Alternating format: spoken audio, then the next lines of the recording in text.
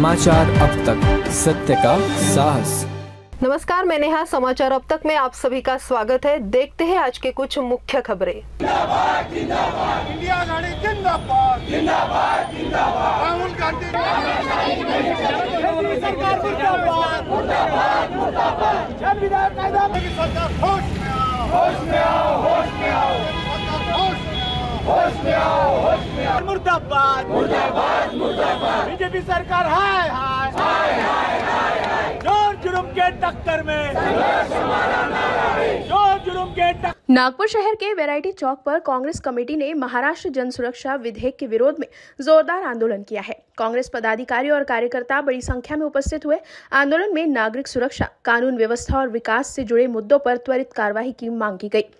प्रदर्शनकारियों ने विधेयक के खिलाफ अपना विरोध जताया और प्रशासन से तुरंत समाधान की उम्मीद जताई। साक्षात्मक और विकास संबंधी सवालों को लेकर जनता का ध्यान खींचने के लिए यह आंदोलन शांतिपूर्ण रूप से किया गया। स्थानीय लोगों ने भी समर्थन व्यक्त किया।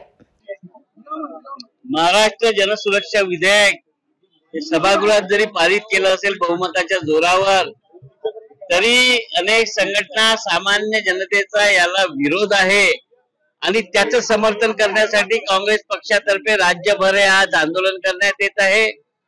कुठलाही विधेयक, कोणताही पक्ष आपल्या मेजॉरिटीच्या भरोशावर जर मंजूर करून घेत असेल तर मला वाटते सभागृहात आता प्रश्न निर्माण झाला की सभागृहात यावर का नाही बोले, पण सभागृहात या विधेयकावर बोलण्याची कोणाला परवानगीच नाही आहे।